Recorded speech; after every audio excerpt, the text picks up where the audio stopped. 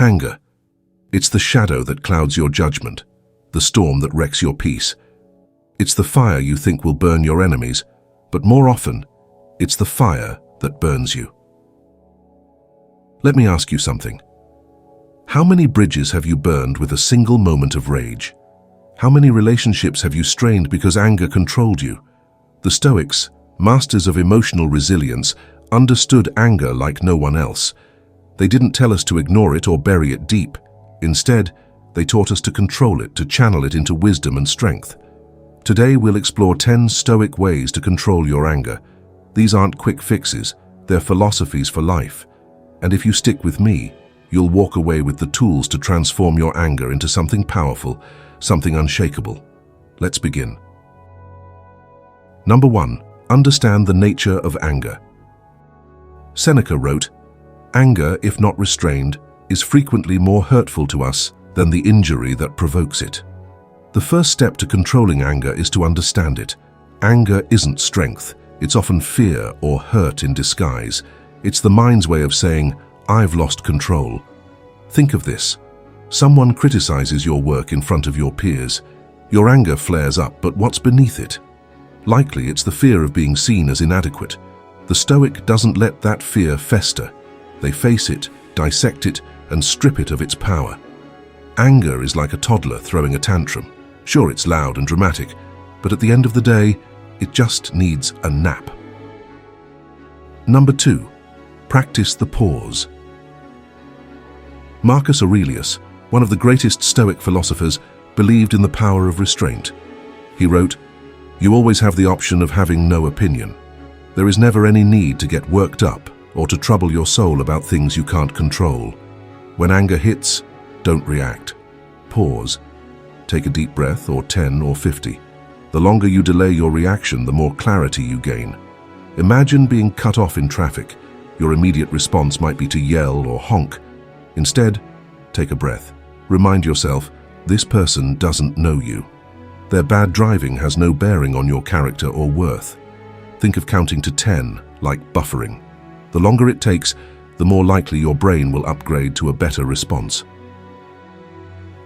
Number 3. Reframe the situation. The Stoics believed that we don't see things as they are. We see them as we are. Epictetus taught, "It is not events that disturb people, it is their judgments concerning them." Suppose someone criticizes you harshly at work. Instead of taking it as an attack, reframe it. Maybe they're having a bad day. Maybe there's some truth in their words I can learn from. By shifting your perspective, you reclaim control over your emotions. Reframing is like taking a blurry photo of a mess and adding an artsy filter. Suddenly it's not chaos, it's abstract art. Number 4. Recognize anger as a test. The Stoics often viewed challenges as opportunities to grow stronger. Marcus Aurelius saw every hardship as a chance to practice virtue, saying, "The impediment to action advances action. What stands in the way becomes the way." Think of a time someone tried to provoke you. Maybe it was a rude stranger, a frustrating coworker, or even a family member. Instead of snapping, view it as a test of your patience. Anger is the exam. Calm is your passing grade. If life is a game, anger is just the boss level. Beat it, and you level up. Number 5. Embrace negative visualization.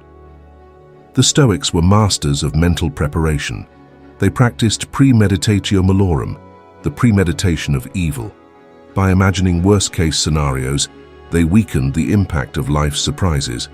Suppose you're about to enter a meeting with someone you know pushes your buttons. Visualize them saying something infuriating. Mentally rehearse your calm response. When the moment comes, you'll be prepared, not blindsided. Think of it as disaster insurance for your emotions. If you've already imagined the worst, reality usually feels like a discount version. Number 6. Separate what you can control from what you can't. Epictetus wrote, "Make the best use of what is in your power, and take the rest as it happens." Much of our anger stems from trying to control the uncontrollable, other people's actions, the weather, traffic. A Stoic focuses only on their own thoughts and actions. If your flight is delayed, what can you do?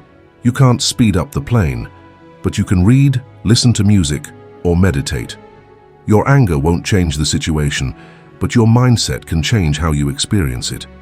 If controlling people worked, the Stoics would have written How to Influence the Weather instead of Meditations. Number 7. Use anger as a mirror. Marcus Aurelius advised, when you're about to find fault with someone, ask yourself, what fault of mine most resembles the one I'm about to criticize? Anger often reflects something within ourselves.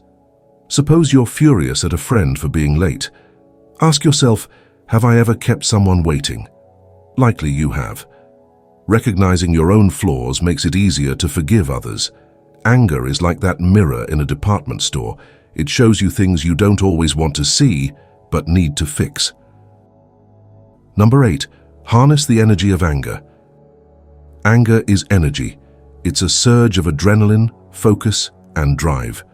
The Stoics didn't waste that energy. They redirected it into meaningful action. Seneca wrote, "The greatest remedy for anger is delay." If you're upset with a colleague, use that energy to perfect your next presentation. If you're frustrated with a friend, channel it into a workout. Turning anger into action is like converting chaos into productivity. Think of anger as caffeine. Too much can make you jittery, but just enough can make you unstoppable. Number 9. Remind yourself, this too shall pass. Marcus Aurelius often meditated on the impermanence of emotions.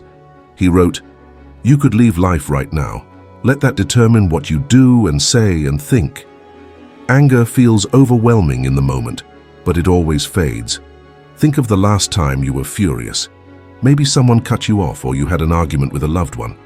How much does that moment matter now? Probably not at all. The same will be true of today's anger, if you let it pass. Anger is like a storm, loud, messy, and gone before you know it, unless you're on Twitter where storms tend to last longer. Number 10. Cultivate empathy. Finally, the most transformative Stoic tool for controlling anger is empathy. Marcus Aurelius advised, whenever you are about to criticize someone, ask yourself, what fault of mine most resembles the one I am about to criticize? When you try to understand others, their actions lose their power to enrage you. If a friend lashes out at you, consider their perspective. Are they stressed, hurt, struggling with something you don't see? Empathy doesn't mean tolerating bad behavior. It means freeing yourself from the burden of resentment. Empathy is like wearing noise-canceling headphones in a loud room. You hear the chaos, but it doesn't reach you. Anger is a natural emotion, but it's also a test. It's there to show you where you need growth, where you need control. The Stoics didn't eliminate anger, they mastered it. They turned it into a tool, a source of strength. The next time you feel that fire rising, remind yourself, I am not a slave to this emotion. I control it. It does not control me. So which Stoic strategy will you use today? Share your thoughts in the comments and let's start a conversation about building emotional resilience. You're stronger than your anger. Now go prove it. Good day.